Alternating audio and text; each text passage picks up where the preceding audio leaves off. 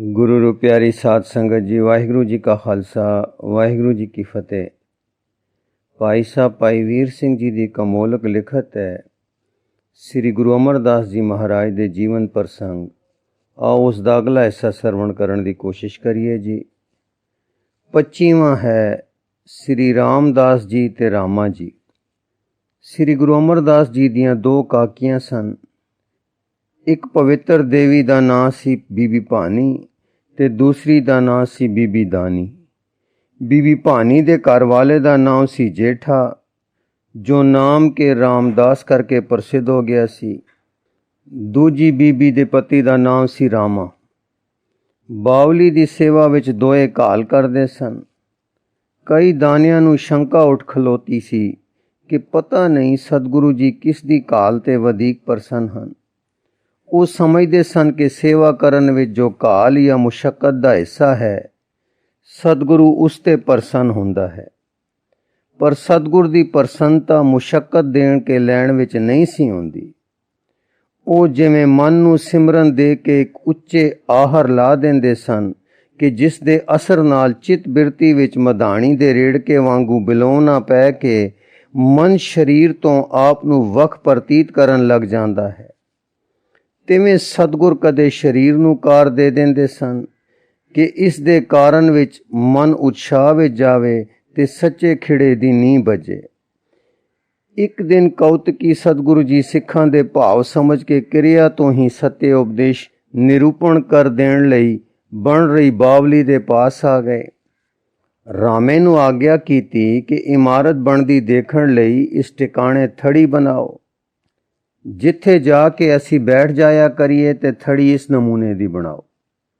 इसी तरह एक होर थावें श्री रामदास जी नूं आग्या कीती कि थड़ी बनाओ ते इस तरह दी बनाओ।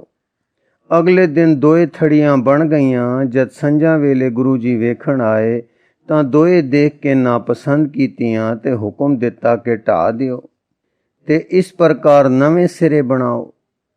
दूजे दिन फिर देख के ढाउण ते नवें सिरे उसारन दा हुक्म दिता। 5-6 दिन बीत गए, एहो खेड़ जारी रही। किसी सिख ने रामे नूं पुछया, भाई की गल है, तुसी सारा दिन मेहनत करके बनाउंदे हो पर सोहणे गुरु जी आके ढवा देंदे हन। रामे ने कहा, अवस्था वडेरी हो गई है, याद नहीं ने रहिंदा।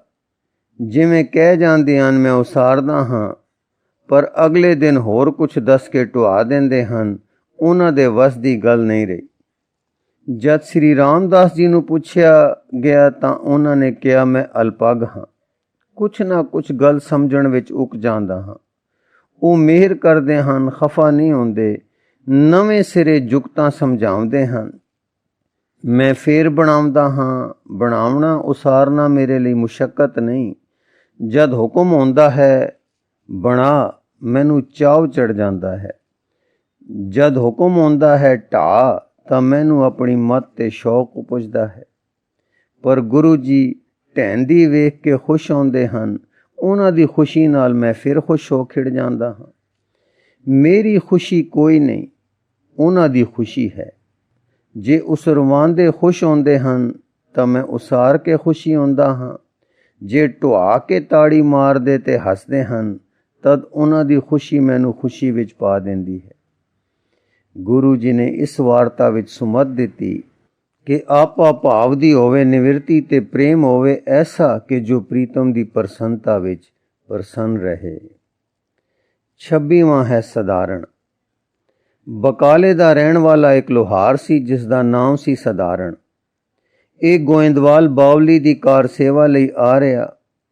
जो सेवा लोहे दी हुंदी सी यही करदा सी। लकड़ी दा कम भी सवार देंदा सी।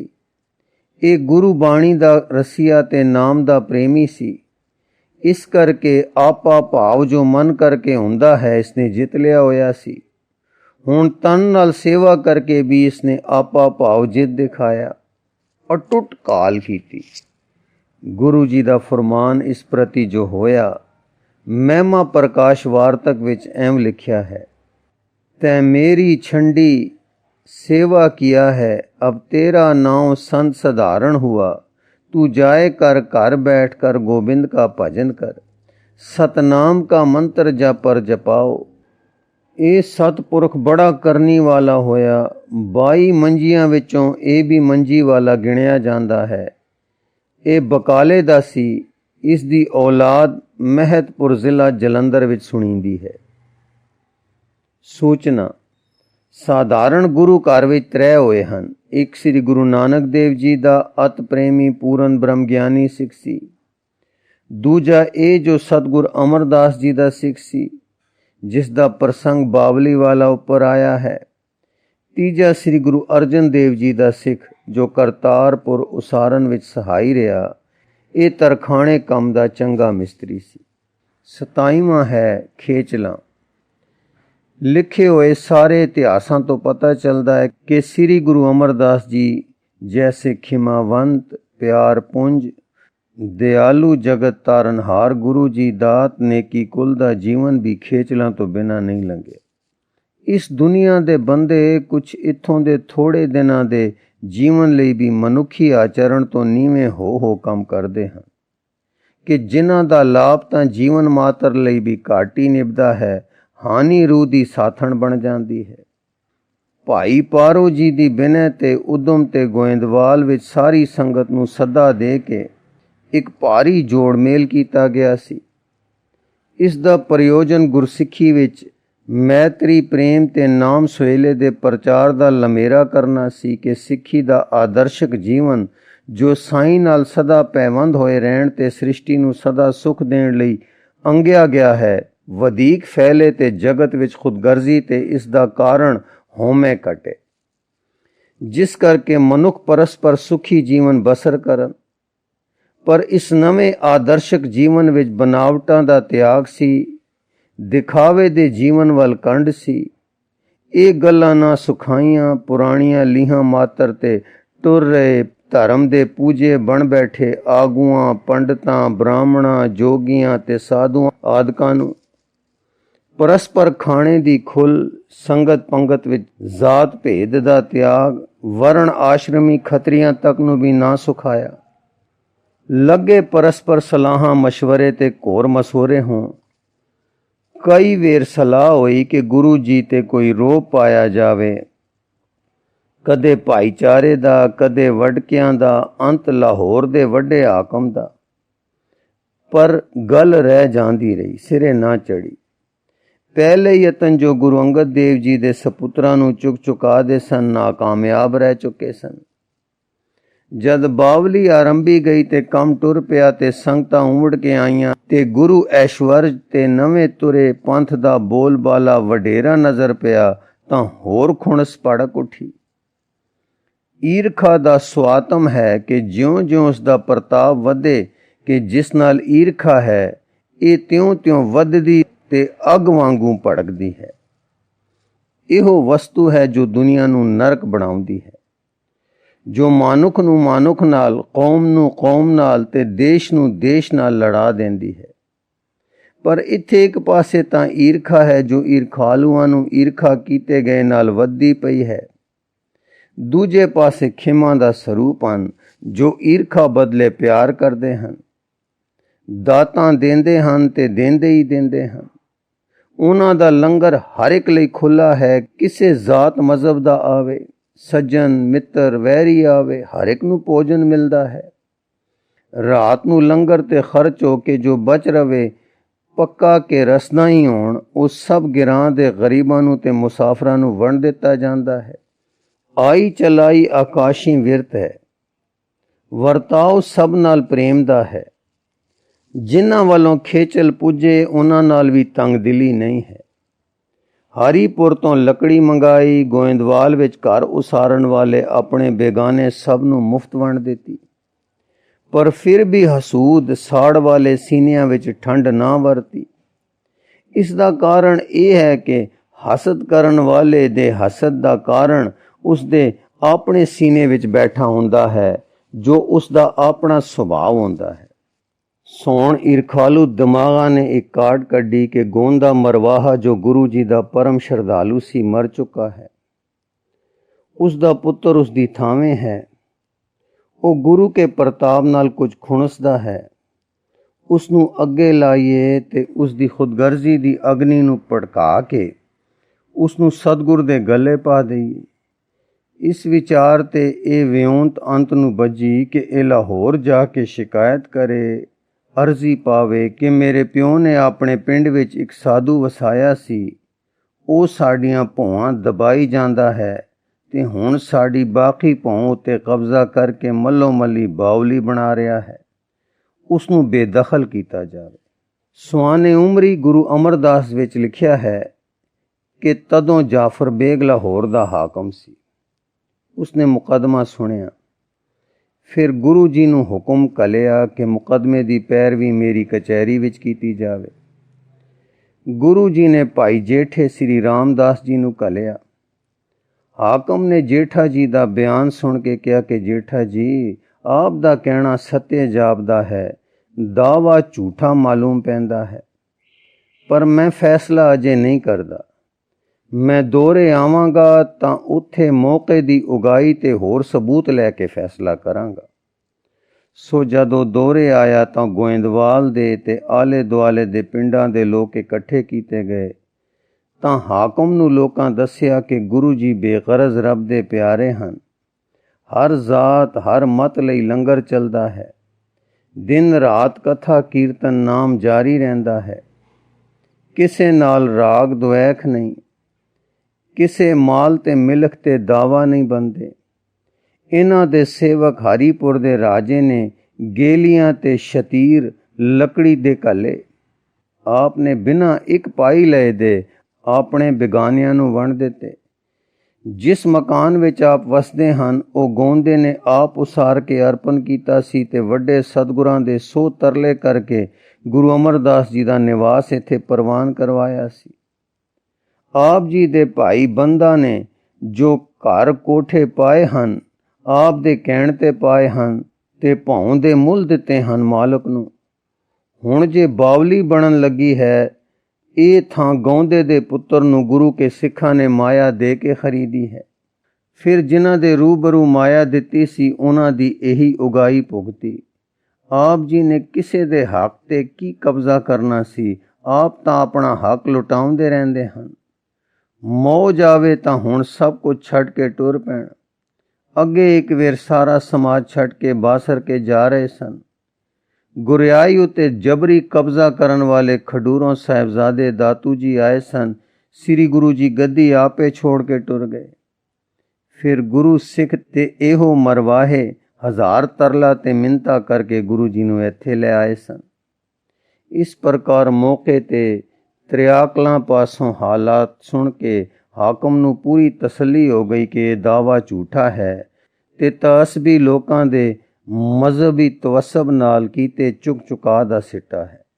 ਸੋ ਉਹ ਮਰਵਾਹੇ ਦੇ ਵਿਰੁੱਧ ਫੈਸਲਾ ਕਰਕੇ ਚਲਾ ਗਿਆ। ਇਹ ਵੀ ਲਿਖਿਆ ਹੈ ਕਿ ਜਾਫਰ ਬੇਗ ਲਾਹੌਰ ਜਾਂਦਾ ਘੋੜੇ ਤੋਂ ਡਿੱਗ ਪਿਆ, ਧੌਣ ਭੱਜ ਗਈ ਤੇ 6 ਵਰਿਆਂ ਦਾ ਹੋ ਗਿਆ। ਉਸ ਦੀ ਥਾਂ ਉਸ ਦਾ ਬੇਟਾ ਤਾਹਰ ਬੇਗ ਹੋ ਗਿਆ। ਉਹ ਪਿਤਾ ਦੇ ਨਾਲ ਗੁਰੂ ਘਰ ਵੇਖ ਗਿਆ ਸੀ। ਉਹ ਗੁਰੂ ਜੀ ਦਾ ਸ਼ਰਧਾਲੂ ਹੋ ਗਿਆ ਸੀ। ਇਹ ਵੀ ਗੱਲ ਚੱਲੀ ਆਉਂਦੀ ਹੈ ਕਿ ਜਾਫਰ ਬੇਗ ਨੇ ਜਦ ਸਭ ਸ਼ਹਾਦਤਾਂ ਲੈ ਲਈਆਂ, ਤਸੱਲੀ ਹੋ ਗਈ, ਤਦ ਵੀ ਉਹ ਕਰਾਮਾਤੀ ਸ਼ਕਤੀ ਵੇਖਣ ਦੇ ਸ਼ੌਕ ਵਿੱਚ ਆ ਗਿਆ, ਜੋ ਕਿ ਮੁਸਲਮਾਨਾਂ ਵਿੱਚ ਫਕੀਰ ਜਾਂ ਪੈਗੰਬਰਾਂ ਦੀ ਆਜ਼ਮਾਇਸ਼ ਕਰਨ ਵਾਸਤੇ ਉਹ ਜ਼ਰੂਰੀ ਅੰਗ ਸਮਝਦੇ ਹਨ। ਚੁਨਾਂਚੇ ਉਸਨੇ ਲੱਗ ਰਹੀ ਬਾਵਲੀ ਦੀ ਧਰਤੀ ਤੇ ਖੜੋ ਕੇ ਅੱਖਾਂ ਮੀਟ ਕੇ ਕਿਹਾ, ਐ ਜ਼ਮੀਂ ਤੂੰ ਖੁਦ ਬਤਾ ਕਿ ਤੂੰ ਕਿਸ ਦੀ ਹੈ। ਜ਼ਮੀਨ ਵਿੱਚੋਂ ਆਵਾਜ਼ ਆਈ, ਮੈਂ ਖੁਦਾ ਦੀ, ਮੈਂ ਫਕੀਰ ਦੀ, ਮੈਂ ਖੁਦਾ ਦੀ, ਮੈਂ ਫਕੀਰ ਦੀ, ਮੈਂ ਖੁਦਾ ਦੀ, ਮੈਂ ਫਕੀਰ ਦੀ। ਇਹ 3 ਵੇਰ ਸੁਣ ਕੇ ਜਾਫਰ ਬੇਗ ਕੰਬਿਆ ਤੇ ਝੱਟ ਫੈਸਲਾ ਦੇ ਦਿੱਤਾ ਕਿ ਮੁਦਈ ਦਾ ਦਾਵਾ ਝੂਠਾ ਹੈ। ਤਾਰ ਬੇਗ ਤੇ ਵੀ ਇਸ ਗੱਲ ਦਾ ਭਾਰੀ ਅਸਰ ਹੋਇਆ। ਚਾਹੀਦਾ ਸੀ ਕਿ ਉੱਪਰਲੀ ਹੋਣਹਾਰ ਹੋ ਕੇ ਹਾਠੀਆਂ ਦੇ ਹੱਟ ਜਾਂਦੇ, ਪਰ ਉਹ ਦੂਣੇ ਹੋਰ ਤੁਲ ਪਏ। ਨਮੋਸ਼ੀ ਨੇ ਖਬਰੇ ਚਾੜ ਦਿੱਤੀ। ਇਉਂ ਜਾਪਦਾ ਹੈ ਕਿ ਹੁਣ ਸਾਰਿਆਂ ਨੂੰ ਪਾਤਸ਼ਾਹ ਪਾਸ ਸ਼ਿਕਾਇਤ ਕਰਨ ਦੀ ਗੱਲ ਸੁੱਝੀ। ਮੁਗਲ ਪਾਤਸ਼ਾਹ ਦੇ ਵੇਲੇ ਇੱਕ ਵਿਉਂਤ ਜਾਰੀ ਸੀ ਕਿ ਜੇ ਕਿਸੇ ਨੂੰ ਨਿਆਂ ਪ੍ਰਾਪਤ ਨਾ ਹੋਵੇ ਤਾਂ ਪਾਤਸ਼ਾਹ ਤੱਕ ਫਰਿਆਦ ਪਹੁੰਚ ਸਕੇ। ਜਹਾਂਗੀਰ ਨੇ ਤਾਂ ਇੱਕ ਸੰਗਲ ਲਾ ਛੱਡਿਆ ਸੀ, ਜੋ ਛੇੜੇ ਤਾਂ ਅੰਦਰ ਟਲ ਖੜਕ ਪੈਂਦਾ ਸੀ ਤੇ ਪਾਤਸ਼ਾਹ ਨੂੰ ਖਬਰ ਹੋ ਜਾਂਦੀ ਸੀ ਕਿ ਕੋਈ ਫਰਿਆਦੀ ਆਇਆ ਹੈ। ਇਸੀ ਤਰ੍ਹਾਂ ਅਕਬਰ ਦੇ ਵੇਲੇ ਖਾਸ ਮਹਿਲਾ ਵੇਸ ਕਰਕੇ ਜਾਣ ਦੀ ਰਵਾਇਤ ਚਲੀ ਆਉਂਦੀ ਸੀ, ਜਿਸ ਤੋਂ ਪਤਾ ਲੱਗ ਜਾਂਦਾ ਸੀ ਕਿ ਇਹ ਫਰਿਆਦੀ ਆਇਆ ਹੈ। ਕਿਸੇ ਦਰਬਾਰੀ ਨੂੰ ਕੋਈ ਸ਼ਿਕਾਇਤ ਹੋਵੇ ਤਾਂ ਕਾਗਜ਼ ਦੇ ਕੱਪੜੇ ਪਹਿਨ ਕੇ ਜਾਇਆ ਕਰਦਾ ਸੀ। ਨੀਲੇ ਕਾਲੇ मैले कपड़ियां वाली तरकीब के पातशाह तक दुखी दी पहुँच हो सके अकबर ने जारी कर दी दसी जाती है। जो रिवाज जदों सी उस मूजब मरवाहे ने अपने एक नौकर नूं नीली काली टाकियां दी बनी कब्बा पहना लई, जिस विच मैल भरी हुई सी। जूआं ते कीड़े भी सन।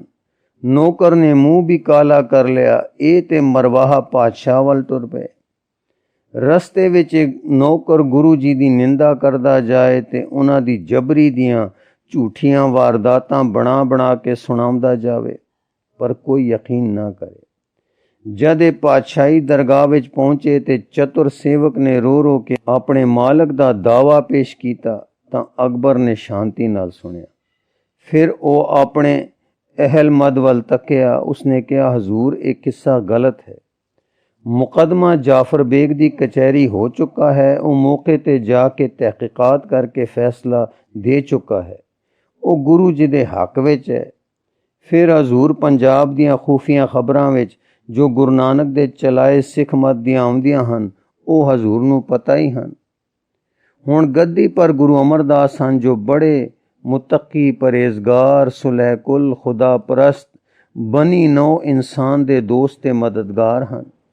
आप दा लंगर खाना हर वक्त खुला है। हिंदू मुसलमान साध गृहस्थी फकीर बिना जात पात रोक टोक दे सब नूं खाना मुफ्त मिलता है। वो गोइंदवाल छोड़ के सारा कुछ त्याग के चले गए सन। इहो मरवाए ते पिंड दे चौधरी ने उन्हां दी उम्मत दे बंदे मिन्नतां करके उन्हां नूं वापस ले आए सन। फिर हजूर हरीपुर तो गुरु जी ने लकड़ी मंगवाई। वो हिंदू मुस्लिम हर गोइंदवाल दे आबादकार अपने बेगाने सब नूं मुफ्त वंड देती। ये गल भी तहकीक की गई है कि जिस ज़मीन पर बावली बन रही है, गुरु के मुरीदा ने रुपया दे के खरीदी है। हजूर इतलात ये भी आई है कि जाफर बेग ने दुआ करके ललकार के कहा, हे ज़मीन तू किस दी हैं? तां ज़मीन विचों आवाज़ आई, मैं अल्लाह पाक दी हाँ। फिर मैं इस अल्लाह वाले फ़कीर दी हाँ। अगे हजूर दाना हो, माजी हाल मुस्तकबिल यानी भूत वर्तमान ते भविख दी जाननहार हो। अकबर सुन के चुप हो गया, अखां मीट लईयां। फिर मरवाए ते उसके दास वाल तकिया ते हुक्म दिता, चौबदार इनको हमारी आंखों के सामने से दूर कर दो, फौरन से पहले निकाल दो। चौबदार हुक्मां नूं सवाया करके मनाउंदे हन। सो उन्हां ने धक्के मारदियां बाहर कढ़िया ते नौकर नूं कुछ सोटियां कुछ मुक्के ते जुत्ते भी लगे। मसां कुछ दे दिवा के अहदियां तो छुटे। दोवें बुरे हाली शर्मिंदे होए घरां नूं मुड़े। जो दुर्गत मरवाहे दी दरबार विच नगर विच साकां विच परिवार विच होई, वो गुरु रामदास जी ने अपने एक सलोक विच इउं वर्णन कीती है। मल जूई भरिया नीला काला खिदो लड़ा, तिन वेमुख वेमुखे नूं पाया, पास न देई कोई बहन जगत में गू पड़, सगवी मल लाए मनमुख आया। पराई जो निंदा चुगली नूं वेमुख करके भेजिया, उथे भी मूँ काला दोहां वेमुखां दा कराया। तड़ सुनिया सबत जगत विच भाई, वेमुख सणे नफरे, पौली पौंदी फावा होए कै उठ कर आया। अगे संगती कुड़मी वेमुख रलना ना मिले, तां वोटी भतीजी फिर जान कर पाया। हालत पलत दोवें गए, नित भुखा कूके ते आया। धन धन स्वामी करता पुरख है, जिन न्याओं सच बै आप कराया। जो निंदा करे सतगुर पूरे की, सो साचै मार पचाया। ए अखर तिन आखिया जिन जगत सब उपाया। ਉਸ ਮਨਮੁਖ ਮਰਵਾਏ ਨੇ ਨੀਲਾ ਕਾਲਾ ਖਿਰਕਾ ਜਾਂ ਗੋਦੜਾ ਜੋ ਮੈਲਾ ਤੇ ਜੂਆਂ ਦਾ ਭਰਿਆ ਸੀ ਆਪਣੇ ਬੇਮੁਖ ਨੌਕਰ ਨੂੰ ਪਹਿਨਵਾ ਦਿੱਤਾ। ਉਸ ਨੂੰ ਕੋਈ ਪਾਸ ਨਾ ਬਹਿਣ ਦੇਵੇ, ਸਗੋਂ ਦੁਨੀਆ ਵਿੱਚ ਉਸ ਉੱਤੇ ਹੋਰ ਮੈਲ ਤੇ ਗੰਦ ਪੈਣ ਲੱਗਾ। ਉਹ ਜੋ ਪਰਾਈ ਨਿੰਦਾ ਚੁਗਲੀ ਕਰਨ ਲਈ ਵੇਮੁਖ ਨੇ ਵੇਮੁਖ ਨੂੰ ਘੱਲਿਆ, ਉੱਥੇ ਦਰਬਾਰ ਵਿੱਚ ਦੋਹਾਂ ਵੇਮੁਖਾਂ ਦਾ ਮੂੰਹ ਕਾਲਾ ਹੋਇਆ। ਝੱਟ ਜਗਤ ਵਿੱਚ ਮਸ਼ਹੂਰ ਹੋ ਗਿਆ ਕਿ ਵੇਮੁਖ ਮਰਵਾਹਾ ਆਪਣੇ ਨਫਰ ਸਮੇਤ ਪੌਲੇ ਪੈਂਦਿਆਂ ਫਾਵਾ ਹੋ ਕੇ ਘਰਾਂ ਨੂੰ ਮੁੜ ਆਇਆ ਹੈ। ਅੱਗੋਂ ਸੰਗਤਾਂ ਨੇ ਕੁੜਮਾਂ ਨੇ ਵੇਮੁਖ ਨੂੰ ਆਪਣੇ ਵਿੱਚ ਰਲਣ ਨਾ ਦਿੱਤਾ। ਤਦ ਵੋਟੀ ਤੇ ਭਤੀਜੀ ਨੇ ਲਿਆ ਘਰ ਮੰਜੇ ਪਾਇਆ। ਉਸ ਦੇ ਲੋਕ ਪਰਲੋਕ ਦੋਵੇਂ ਮਾਰੇ ਗਏ। ਸਦਾ ਭੁੱਖਾ ਧਿਆਇਆ ਕੂਕਦਾ ਸੀ, ਭਾਵ ਕੋਈ ਰੋਗ ਹੋ ਗਿਆ ਜੋ ਅੰਨ ਪਾਣੀ ਪਚੇ ਨਾ। ਧਨ ਹੈ ਮਾਲਕ ਕਰਤਾਰ ਜਿਸਨੇ ਸੱਚਾ ਨਿਆਂ ਪਾਤਸ਼ਾਹ ਤੋਂ ਕਰਵਾਇਆ। ਜੋ ਸੱਚੇ ਗੁਰੂ ਪੂਰੇ ਦੀ ਨਿੰਦਾ ਕਰਦੇ ਹਨ, ਉਸ ਨੂੰ ਸੱਚ ਮਾਰ ਕੇ ਖੁਆਰ ਕਰਦਾ ਹੈ। ਇਹ ਅੱਖਰ ਮੈਨੂੰ ਉਸਨੇ ਕਿਹਾ ਹੈ ਕਿ ਜਿਸਨੇ ਜਗਤ ਪੈਦਾ ਕੀਤਾ ਹੈ। ਭਾਵ ਇਹ ਅਗੰਮ ਦੀ ਬਾਣੀ ਹੈ ਕਿ ਜੋ ਪੂਰੇ ਸਤਿਗੁਰ ਦੀ ਨਿੰਦਾ ਕਰਦਾ ਹੈ, ਉਸ ਨੂੰ ਸੱਚੇ ਕਰਤਾਰ ਵੱਲੋਂ ਦੰਡ ਮਿਲਦਾ ਹੈ। ਗੁਰੂ ਰੂਪ ਪਿਆਰੀ ਸਾਧ ਸੰਗਤ ਜੀ, ਇਸ ਲਿਖਤ ਦਾ ਅਗਲਾ ਹਿੱਸਾ ਆਪ ਜੀ ਨੂੰ ਅੱਗੇ ਪੜ੍ਹ ਕੇ ਸਰਵਣ ਕਰਾਉਣ ਦੀ ਕੋਸ਼ਿਸ਼ ਕਰਾਂਗੇ ਜੀ। ਵਾਹਿਗੁਰੂ ਜੀ ਕਾ ਖਾਲਸਾ, ਵਾਹਿਗੁਰੂ ਜੀ ਕੀ ਫਤਿਹ।